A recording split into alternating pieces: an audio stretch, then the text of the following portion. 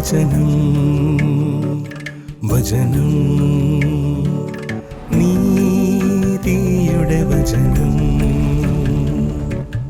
ദൈവവചനം ജീവന്റെ വചനം നീതിയുടെ വചനം നീതിയുടെ വചനം. Price the lord, hallelujah. കാലഘട്ടത്തിൻ്റെ ശബ്ദവും അഭിഷേകത്തിൻ്റെ ശുശ്രൂഷയുമായി വീണ്ടും ദൈവമക്കളുടെ അടുത്തേക്ക് കടന്നു വരുവാൻ തക്കവണ്ണം ദൈവം ഇടയാക്കിയതിനായി ദൈവത്തെ സ്തുതിക്കുന്നു. കാലഘട്ടത്തിൻ്റെ ശബ്ദം, അതാണ് ഇന്നത്തെ നമ്മുടെ ചിന്താ വിഷയം. ഇതെവിടെയാണ് ഈ വാക്ക് നമ്മൾ കേൾക്കുന്നത്? അതിന് ലൂക്കോസിൻ്റെ സുവിശേഷം 3-ാം അധ്യായത്തിൻ്റെ 4-ാമത്തെ വാക്യത്തിലേക്ക് നമ്മൾ കടക്കാം. ലൂക്കോസിൻ്റെ സുവിശേഷം 3-ാം അധ്യായത്തിൻ്റെ 4-ാമത്തെ വാക്യം. അവിടെ മലയാളം വേർഷനിൽ അല്പം തെറ്റുപറ്റിയിട്ടുണ്ട്. അവിടെ ആത്മാവിൻ്റെ ശക്തി അല്പം കുറഞ്ഞിട്ടുണ്ട്. അവിടെ the voice of the builder, voice of the one in the wilderness എന്നാണ് അതിൻ്റെ ഇംഗ്ലീഷിലുള്ള കിങ് ജെയിംസ് വേർഷൻ്റെ ഒറിജിനൽ പതിപ്പിലുള്ളത്. എന്നാൽ അത് മലയാളത്തിൽ വന്നപ്പോൾ മരുഭൂമിയിൽ വിളിച്ചു പറയുന്നവൻ്റെ വാക്കുകളാവിത് എന്നാണ് മലയാളത്തിൽ പറഞ്ഞിരിക്കുന്നത്. എന്നാൽ POC ബൈബിളിൽ അത് കുറച്ചുകൂടെ ആ ശബ്ദം എന്നാണ് പറയുന്നത്. ഈ ശബ്ദവും വാക്കുകളും തമ്മിൽ നാം തിരിച്ചറിയണം. അത് ആർക്ക് തിരിച്ചറിയാം? അത് ഇടയന് തിരിച്ചറിയാം. കർത്താവായ യേശു ക്രിസ്തു എന്താണ് പറഞ്ഞത്? എൻ്റെ ആടുകൾ എൻ്റെ വാക്ക് കേൾക്കുന്നെന്നല്ല, എൻ്റെ ആടുകൾ എൻ്റെ ശബ്ദം കേൾക്കുന്നു. Hallelujah, praise the Lord. ആ ശബ്ദം മതി, ഇടയൻ്റെ ശബ്ദം മതി ആടുകൾക്ക് പോകാൻ. ഇടയൻ്റെ വാക്കുകളൊന്നും കേൾക്കണ്ട. എൻ്റെ ആടുകൾ എൻ്റെ ശബ്ദം കേൾക്കുന്നു എന്ന് പറഞ്ഞതുപോലെ, അതായത് ഈ കാലഘട്ടത്തിൻ്റെ ശബ്ദം ഇവിടെ നമ്മൾ കാണുന്നത് ആരിലാണ്? ഇവിടെ യോഹന്നാൻ സ്നാപക, അതിലേക്ക് പിന്നീട് നമ്മൾ വരും. യോഹന്നാൻ സ്നാപകൻ്റെ ശബ്ദമാണ് അന്നത്തെ കാലഘട്ടത്തിൻ്റെ ശബ്ദമായി നമുക്ക് കാണാൻ കഴിയുന്നത്. ഇനി മനുഷ്യ ചരിത്രത്തിലേക്ക് നമ്മൾ കടക്കുമ്പോൾ ഓരോരോ കാലഘട്ടത്തിൽ ഓരോരോ ശബ്ദങ്ങൾ നമുക്ക് കേൾക്കാൻ കഴിയും. നമ്മളെ തന്നെ നമ്മൾ ഒരിക്കലും നിസ്സാരരായി കാണരുത്. നിസ്സാരായെന്ന് നമ്മളെക്കുറിച്ച് ഓരോരുത്തരെ കുറിച്ചും ദൈവത്തിന് ഓരോ പദ്ധതിയുണ്ട്. അത് മാത്രമല്ല, നമ്മൾ ഏത് കാലഘട്ടത്തിൽ ജീവിച്ചിരിക്കുന്നുവോ, പ്രൈസ് ദി ലോർഡ്, ആ കാലഘട്ടത്തിലെ ശബ്ദമാക്കി നമ്മളെ മാറ്റിയിരിക്കുകയാണ്. അത് തിരുവേദന ചരിത്രം നോക്കിയാൽ നമുക്കത് കാണാം, വളരെ വ്യക്തമായിട്ട് മനസ്സിലാവും. നോഹയുടെ കാലത്തേക്ക് നമുക്ക് കടന്നു പോകാം. നീതിമാൻ, ആ തലമുറയിലെ നീതിമാൻ എന്നാണ് നോഹയെ കുറിച്ച് പറഞ്ഞിരിക്കുന്നത്. മനുഷ്യന്റെ ദുഷ്ടത വലിയത് എന്നും മനുഷ്യന്റെ ഹൃദയവിചാരങ്ങളെല്ലാം ദോഷമുള്ളതെന്നും കണ്ട ദൈവം ഇങ്ങനെയുള്ള ഒരു തലമുറയെ കൊണ്ട് തൻ്റെ ദൈവരാജ്യം സ്ഥാപിക്കുക എന്ന് പറയുന്നത് സാധ്യമല്ല. ഈ ദുഷ്ടത നിറഞ്ഞ മനുഷ്യനെ കൊണ്ട് എങ്ങനെ ദൈവരാജ്യം സ്ഥാപിക്കുന്നത്? സാധ്യമല്ല. അപ്പോൾ ദൈവം ചെയ്തത് എന്താണ്? ആ കാലഘട്ടത്തിലെ ആരാണത്? നോഹയുടെ കാലഘട്ടത്തിലെ നീതിമാന്മാരെ, ആ കാലഘട്ടത്തിൽ ഉണ്ടായിരുന്നവരിൽ നീതിമാന്മാർ, പൂർണ്ണ നീതിമാന്മാരല്ല. ഇതിനെക്കുറിച്ച് പണ്ട് നമ്മൾ ചിന്തിച്ചതാണ്. പൂർണ്ണ നീതിമാന്മാരെ എവിടെയാണ് കാണുന്നത്? യേശു ക്രിസ്തുവിൻ്റെ വരവിന് ശേഷം മാത്രമാണ്. Price the Lord. യേശുവിൻ്റെ രക്തം ചിന്തി നമ്മളെ നീതിമാന്മാരാക്കിയപ്പോഴാണ് നമ്മൾ പൂർണ്ണ നീതിമാന്മാരായത്. അതുവരെ ഉള്ളവരാരും പൂർണ്ണ നീതിമാന്മാരല്ല. ആ കാലഘട്ടത്തിൽ ഉള്ളതിൽ മെച്ചമായിട്ടുള്ള, അല്ലെങ്കിൽ ആ കാലഘട്ടത്തിൽ ലഭ്യമായിട്ടുള്ള നീതിമാന്മാരെ ചേർത്തുകൊണ്ട് ആ കാലഘട്ടത്തിൻ്റെ ശബ്ദമാക്കി മാറ്റി. എന്നാൽ ആരെങ്കിലും നോഹയുടെ വാക്ക് കേട്ടോ? ഇല്ല. എല്ലാവരും ഒരുപോലെ വളരുതാത്തവരായി തീർന്നു. നോഹയെ ദൈവം സംരക്ഷിച്ചു. അതിനുശേഷം നോഹയെ എങ്ങനെ സംരക്ഷിച്ചെന്നൊക്കെ നമുക്കറിയാം. അതിലേക്ക് ചരിത്രത്തേക്കൊന്നും കിടക്കുന്നില്ല. അബ്രഹാമിൻ്റെ കാലഘട്ടത്തിലേക്ക് പോകുമ്പോൾ അബ്രഹാം അനുഗ്രഹത്തിൻ്റെ വക്താവായിരുന്നു. ഞാൻ നിന്നെ അനുഗ്രഹിക്കും, നിന്നെ ഞാൻ ഒരു അനുഗ്രഹമാക്കിയിരിക്കും. അപ്പോൾ അബ്രഹാം അതിനുശേഷമുള്ള കാലഘട്ടത്തിൻ്റെ ഒരു വക്താവായിരുന്നു. അബ്രഹാം ചെല്ലുന്ന സ്ഥാനത്തെല്ലാം യാഗപീഠമുണ്ടായി ദൈവ ആരാധനയുടെ ശബ്ദം ലോകം കേട്ട കാലഘട്ടമായിരുന്നു അബ്രഹാമിൻ്റെ. ദൈവത്തെ ആരാധിക്കുന്ന ശബ്ദം ആയിരുന്നു അന്ന് അബ്രഹാമിൻ്റെ ശബ്ദം. അത് കഴിഞ്ഞതിന് ശേഷം എല്ലാവരുടെയും കാര്യം പറയുന്നില്ല, അതിന് നമുക്ക് സമയമില്ലാത്തതിനാൽ അതിലേക്ക് കിടക്കുന്നില്ല. എന്നാൽ അതിനുശേഷം മോശയുടെ കാലഘട്ടത്തിലേക്ക് നമുക്ക് കിടക്കുകയാണ്. മോശയുടെ കാലഘട്ടത്തിൽ എന്താണ് സംഭവിച്ചത്? അവിടെ എന്നെ ആരാധിപ്പാൻ എൻ്റെ ജനത്തെ വിട്ടയക്കുക എന്ന ശബ്ദം എന്ന് പറഞ്ഞാൽ ആരോടായി പറയുന്നത്? അന്നത്തെ ഏറ്റവും ക്രൂരനായ ഫറവോനോടാണ് ഈ പറയുന്നത്. മോശ രാജാവിനോടാണ് പറയുന്നതെന്ന് പറഞ്ഞു. എൻ്റെ ജനത്തെ, എന്നെ ആരാധിപ്പാൻ എൻ്റെ ജനത്തെ വിട്ടയക്കുക എന്ന് ഉറച്ച ശബ്ദത്തിൽ മോശ പറയുകയത്ര ചെയ്യുന്നത്. അങ്ങനെ ആ കാലഘട്ടത്തിലെ ശക്തിയുള്ള ശബ്ദമായിരുന്നു ആരുടേത്? മോശയുടെ ശബ്ദം. അങ്ങനെ ആ മോശയുടെ ശബ്ദമാണ് നമ്മൾ എവിടെ കാണുന്നത്? ഉൽപ്പത്തി മുതൽ ആവർത്തനം 5 പുസ്തകങ്ങളിൽ നിറഞ്ഞു നിൽക്കുകയാണ് മോശയുടെ ശബ്ദം. മോശയുടെ ശബ്ദം കഴിഞ്ഞതിന് ശേഷം അനേകരുണ്ട്.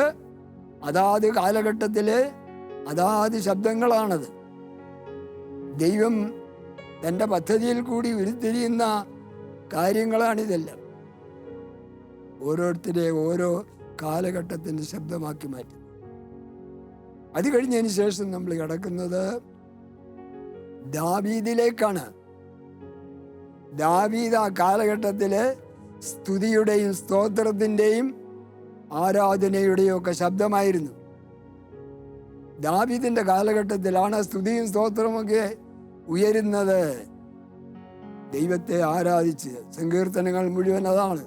സങ്കീർത്തനങ്ങളാലും സ്തുതികളാലും ദൈവത്തെ ആരാധിക്കുക എന്നുള്ളതാണ് ദാവീദിൻ്റെ ശബ്ദം. അത് മുഴങ്ങി നിന്നു ആ കാലഘട്ടത്തിൽ. ദാവീദിൻ്റെ കാലഘട്ടം കഴിഞ്ഞതിന് ശേഷം പിന്നെ നാം കടന്നു വരുന്നത് മറ്റനേകരുണ്ട്. ഓരോരോ കാലഘട്ടത്തിൻ്റെ ശബ്ദങ്ങളായിട്ട് എല്ലാവരുടെയും കാര്യം പറയുന്നില്ല. പിന്നെ നാം കടന്നു വരുന്നത് പ്രവാചക ശബ്ദത്തിലേക്കാണ്. ആദ്യത്തെ പ്രവാചകൻ ഏറ്റവും ശക്തിയുള്ള പ്രവാചകനായിരുന്നു. ആരാണ് ആദ്യത്തെ ആ പ്രവാചകൻ? യെശയ്യാ പ്രവാചകനായിരുന്നു. യെശയ്യാ പ്രവാചകൻ പറഞ്ഞത് മുഴുവൻ ആരോടാണ്? ഇസ്രായേൽ മക്കളോടാണ് തൻ്റെ ശബ്ദം കേൾപ്പിച്ചത്. അത് ശക്തിയുള്ള ശബ്ദമായിരുന്നു. എന്നാൽ ഇസ്രായേൽ ജനം തൻ്റെ ശബ്ദം കേട്ടില്ല, അനുസരിച്ചില്ല. അത് തിരുവചനത്തിൽ ഇസ്രായേൽ മക്കളെന്ന് പറഞ്ഞെങ്കിൽ തന്നെയും അത് ആ കാലഘട്ടത്തിൻ്റെ ശബ്ദമാണ്. ലോകത്ത് മുഴുവൻ കൊടുക്കുന്ന ശബ്ദമാണത്. ആരും കേൾക്കാതെ വന്നപ്പോൾ യെശയ്യാ പ്രവാചകൻ നിരാശനായിപ്പോയി. ഒടുവിൽ താൻ എന്താണ് ചെയ്തത്? ആകാശത്തോടും ഭൂമിയോടും പറയാൻ തുടങ്ങി. വചനങ്ങൾ ആകാശത്തോടും ഭൂമിയോടും പറയാൻ തുടങ്ങി. ആകാശമേ കേൾക്ക, ഭൂമിയെ ചെവി തരിക. കാള തൻ്റെ ഉടയവനെയും കഴുത തൻ്റെ യജമാനൻ്റെ പുൽത്തൊട്ടിയെയും അറിയുന്നു. എൻ്റെ ജനമോ എന്നെ അറിയുന്നില്ല. ശക്തിയുള്ള ശബ്ദമായിരുന്നു. യെശയ്യാ പ്രവാചകന്റെ ശബ്ദമായിരുന്നു. എൻ്റെ ജനമോ എന്നെ അറിയുന്നില്ല. അത് കഴിഞ്ഞ ശേഷം പ്രവാചകന്മാരെല്ലാം ഓരോരുത്തരായി. അത് കഴിഞ്ഞിട്ട് യിരെമ്യാ പ്രവാചകന്റെ പുസ്തകത്തിൽ കരയുന്ന പ്രവാചകനായിരുന്നു. തൻ്റെ കരച്ചിലിൻ്റെ ശബ്ദം എന്തിനു വേണ്ടിയാണ് കരുതത്? എനിക്ക് വേണ്ടിയല്ല, ദൈവത്തിങ്കിലേക്ക് തിരിയാത്ത ജനങ്ങൾക്ക് വേണ്ടിയാണ് താൻ കരഞ്ഞത്. കരച്ചിലിൻ്റെ ശബ്ദമാണ് നമുക്കിവിടെ കേൾക്കാൻ കഴിഞ്ഞത്. അതിനുശേഷം ഓരോരോ പ്രവാചകന്മാരുടെ കാലഘട്ടത്തിലേക്ക് കിടക്കുമ്പോൾ, ആമോസ് പ്രവാചകന്റെ കാലത്തിലേക്ക് വരുമ്പോൾ തനിക്ക് ശക്തിയുള്ള മെസ്സേജ് ലോകത്തോട് പറയാനുണ്ടായിരുന്നു. എന്താണ് താൻ പറഞ്ഞത്? ആമോസ് 4-ാം അധ്യായത്തിലേക്ക് നാം കടക്കുമ്പോൾ അവിടെ താൻ ദൈവത്തിൻ്റെ ശബ്ദം ലോകത്തെ അറിയിക്കുക ചെയ്യുന്നത്. എങ്ങനെ? ജനം തെറ്റി ദൈവത്തിങ്കലേക്ക് തിരിയാതെ വന്നു. അപ്പൊ ഇവരെ വീണ്ടെടുക്കാൻ വേണ്ടി എന്താണ് ദൈവം ചെയ്തത്? പലവിധമായിട്ടുള്ള പ്രശ്നങ്ങൾ, വ്യാധികൾ അവർക്കുണ്ടായി. കഴിക്കാൻ ആഹാരമില്ലാത്ത സാഹചര്യമുണ്ടായി. ഫലവൃക്ഷങ്ങൾ ഫലം കൊടുക്കാതായി. മഹാമാരികൾ വന്ന് ലോകത്തെ ബാധിച്ചു. അങ്ങനെ ആമോസ് പ്രവാചകന്റെ പുസ്തകത്തിലെ 4-ാം അധ്യായം നമ്മൾ വളരെ ശ്രദ്ധയോടെ വായിക്കേണ്ടതാണ്. അവിടെ ആകെ 13 വാക്യമേ ഉള്ളൂ ആമോസ് പ്രവാചകന്റെ പുസ്തകം 4-ാം അധ്യായത്തിൽ. ആ 13 വാക്യങ്ങളിലൂടെ 5 പ്രാവശ്യം എങ്കിലും അവർ എങ്കിലേക്ക് തിരിഞ്ഞില്ല, എങ്കിലും അവർ എങ്കിലേക്ക് തിരിഞ്ഞില്ല.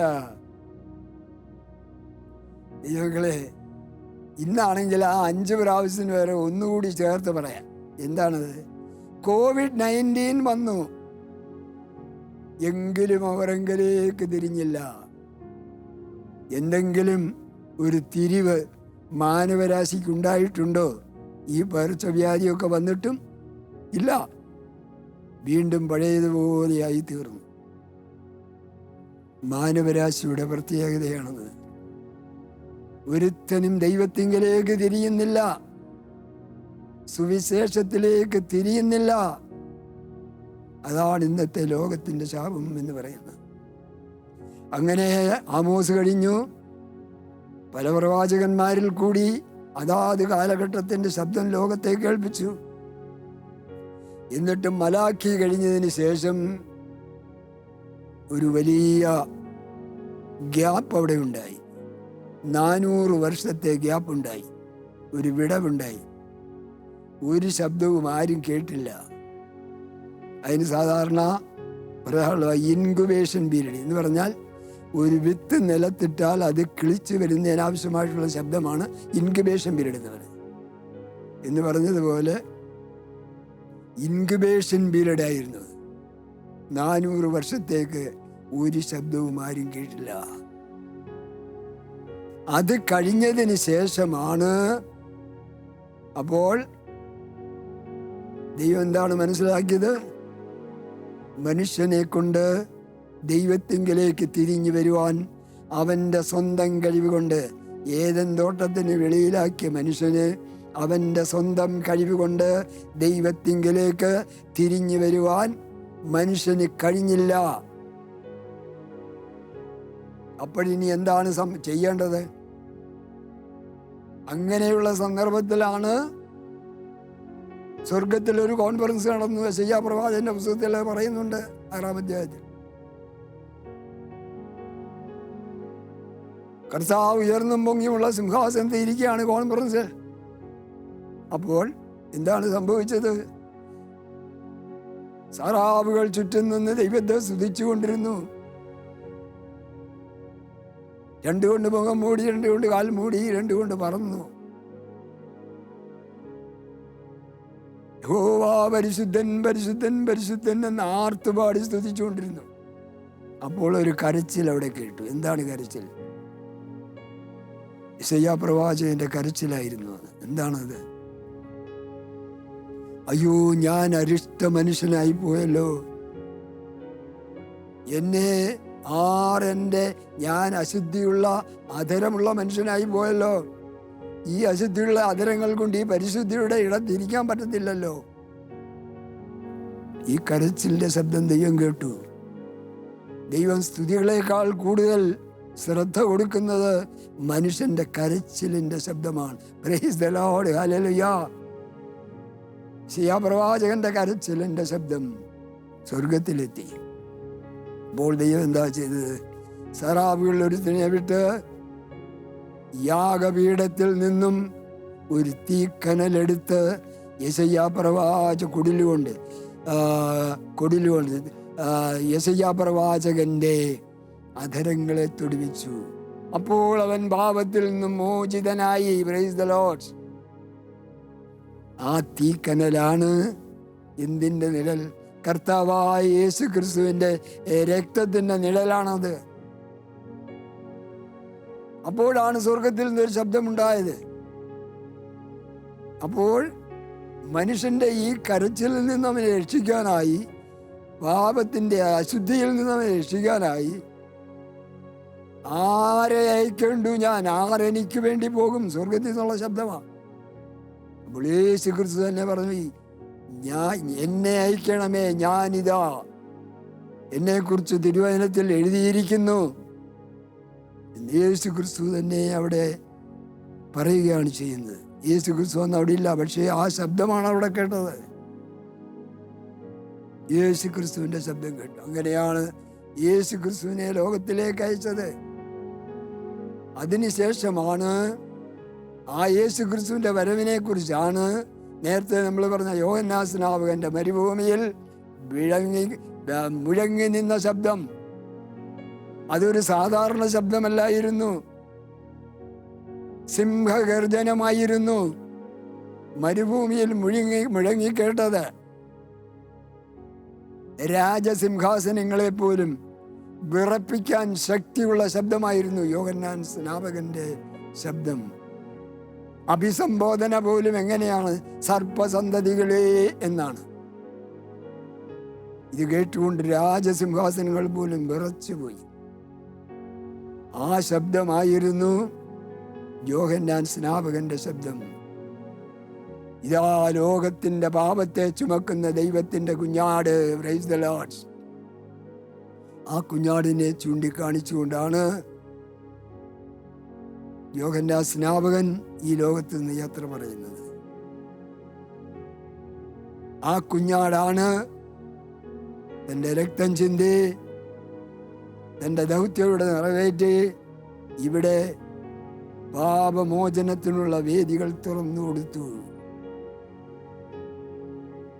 യേശുവിനെ അതുകൊണ്ട് കർത്താവിൻ്റെ രക്ഷിതാവുമായിട്ട് സ്വീകരിക്കുന്ന ഏതൊരു വ്യക്തിക്കും ഈ പാപമോചനം ലഭ്യമാണ്, ഈ നീതീകരണം ലഭ്യമാണ്, ഈ വിശുദ്ധീകരണം ലഭ്യമാണ്. യെശയ്യാ പ്രവാചകൻ വിശുദ്ധീകരിക്കപ്പെട്ടതുപോലെ തന്നെ യേശുവിൻ്റെ രക്തം സകല പാപവും പോക്കി നമ്മെ ശുദ്ധീകരിക്കുന്നു. ഇനിയും ആരുടെ ശബ്ദമാണ് നാം കേൾക്കുന്നത്?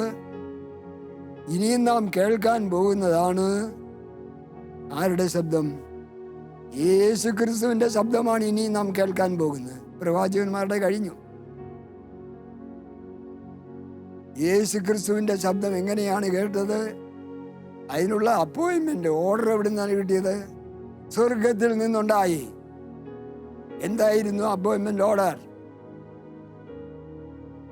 ഇവൻ എൻ്റെ പ്രിയപുത്രൻ, ഇവന് ചെവി കൊടുപ്പീൻ. അപ്പോൾ ഇനിയും കാലഘട്ടത്തിന്റെ ശബ്ദം ആരുടേതാണ്? ഇവന്റെ ശബ്ദത്തിനാണ്. ആരുടെ ശബ്ദത്തിന്?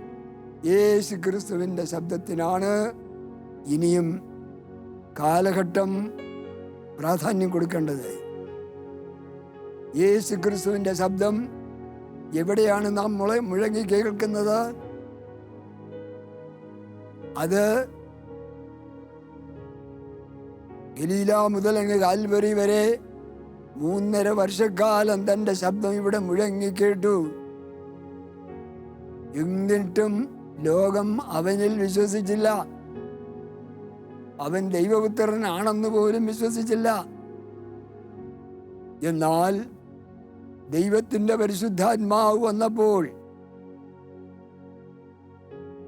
യേശു ക്രിസ്തു ദൈവമാണ് എന്ന് തൻ്റെ ശിഷ്യന്മാർക്ക് വെളിപ്പെട്ടു.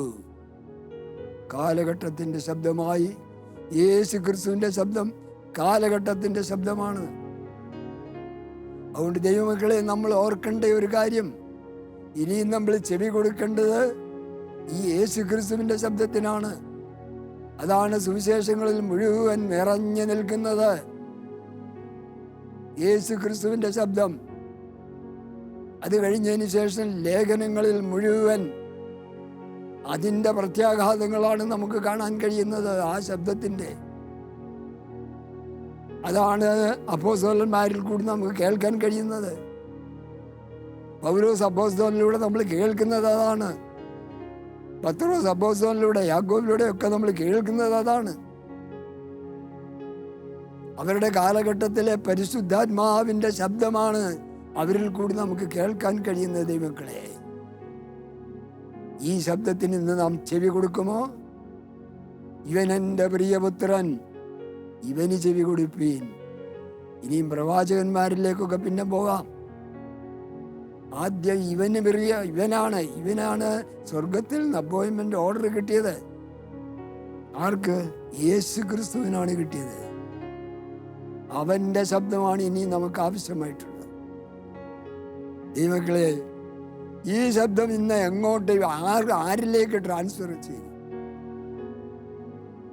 എന്നിലേക്കും നിന്നിലേക്കും ഈ ശബ്ദം ഇന്ന് ട്രാൻസ്ഫർ ചെയ്തിരിക്കുകയാണ്. അപ്പോൾ നാം ചിന്തിക്കേണ്ടത് എന്താണ്? എന്നെയും നിന്നെയും ഈ കാലഘട്ടത്തിന്റെ ശബ്ദമാക്കി മാറ്റിയിരിക്കത്രേ. Hallelujah, praise the lord. ഈ ചിന്ത നമുക്കുണ്ടോ? നമ്മെ ഈ കാലഘട്ടത്തിന്റെ ശബ്ദമാക്കി മാറ്റിയിരിക്കുന്നു എന്നുള്ള ചിന്ത നമുക്കുണ്ടോ? അതോ എന്നെ കൊണ്ടൊന്നിനും കൊള്ളത്തില്ല, ഞാൻ ഭാവിയാണ്, ദോഷിയാണെന്ന് പറഞ്ഞിരിക്കാനാണോ? അല്ല, നാം പാപത്തിൽ നിന്ന് മോചനം പ്രാപിച്ചവരാണ്. യേശുവിന്റെ രക്തത്താൽ കഴുകപ്പെട്ടവരാണ്. യെശയ്യാ പ്രവാചകന്റെ അധരത്തെ തൊട്ടവനെ ശുദ്ധീകരിച്ചപ്പോൾ അവന്റെ പാപങ്ങൾ നീങ്ങിപ്പോയതുപോലെ, മറയ്ക്കുകയല്ലായിരുന്നു, അവിടെ നീങ്ങിപ്പോവുകയായിരുന്നു. പാപങ്ങൾ മറച്ചത് എവിടെയാണ്? പഴയ നിയമത്തിലാണ് പാപങ്ങൾ മറയ്ക്കുന്നത്. എന്നാൽ പുതിയ നിയമത്തിലേക്ക് വരുമ്പോൾ എന്താണ് സംഭവിക്കുന്നത്? പാപങ്ങൾ മായ്ച്ചു കളയത്രേ. യേശുവിന്റെ രക്തം സകല പാപവും പോക്കി നമ്മെ ശുദ്ധീകരിക്കുന്നു, നമ്മളെ വിശുദ്ധരാക്കുന്നു, നമ്മളെ വീണ്ടും ജനിപ്പിച്ചൊരു പുതിയ മനുഷ്യനാക്കുന്നു, നമ്മളെ സൽഗുണപൂർണരാക്കുക അത്രേ യേശുവിന്റെ രക്തം ചെയ്യുന്നത്. ഈ ദൗത്യം ഏറ്റെടുക്കുവാൻ നമുക്ക് കഴിയുണ്ടോ? അതോ എന്നെ കൊണ്ടൊന്നിനും കൊള്ളത്തില്ല, ഞാൻ ഭാവിയാണ് എന്ന് പറഞ്ഞ് വിളിച്ചു പോയി നടക്കുന്ന ഒരു സിസ്റ്റമാണോ നമുക്കുള്ളത്? അല്ല, അതല്ല വേണ്ടത്. ദൈവം എന്നെ ഒരു പുതിയ സൃഷ്ടിയാക്കി മാറ്റിയിരിക്കണം.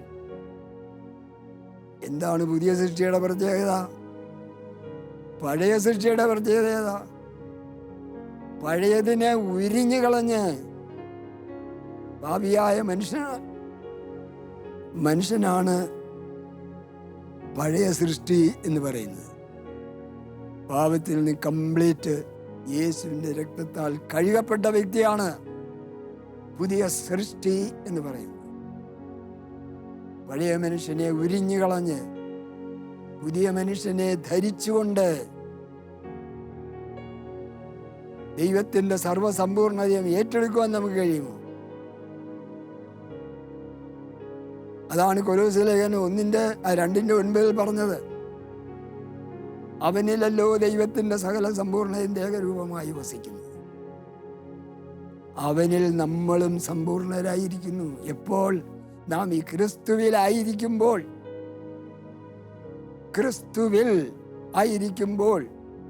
നാം ഒരു പുതിയ സൃഷ്ടിയായി മാറുകയാണ് ചെയ്യുന്നത്. അല്ല, നമ്മുടെ സ്വന്തം കഴിവുകൊണ്ടായതല്ല.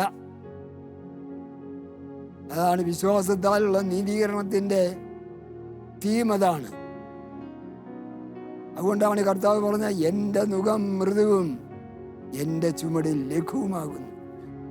എന്താണത് മൃദു എന്ന് പറയുന്നത്? പറയാൻ കാരണം, അതായത് യേശുവിനെ കർത്താവിൻ്റെ രക്ഷിതാവുമായിട്ട് വിശ്വാസത്താൽ നീ സ്വീകരിക്കുമോ? അത് മാത്രം ചെയ്താൽ മതി. യേശു ക്രിസ്തു മരിച്ചു ഉയർത്തെഴുന്നേറ്റു എന്ന് വിശ്വസിക്കാമോ? അത് മാത്രം മതി. ഇതാണ് രക്ഷാമാർഗം. മറ്റൊരുത്തനിലും രക്ഷയില്ല. രക്ഷിക്കപ്പെടുവാൻ ആകാശത്തിൻ്റെ കീഴിൽ മനുഷ്യരുടെ ഇടയിൽ നൽകപ്പെട്ട വേറെ ഒരു നാമവുമില്ല. Price the lord. ഈ വചനങ്ങളാൽ ദൈവം നമ്മെ അനുഗ്രഹിക്കട്ടെ. അടുത്ത എപ്പിസോഡിൽ കണ്ടുമുട്ടുന്നതുവരെ ദൈവം തൻ്റെ ചിറയിൻ കീഴിൽ നമ്മളെ മറയ്ക്കട്ടെ. ഹല്ലേലൂയ. ആമേൻ. ദൈവവചനം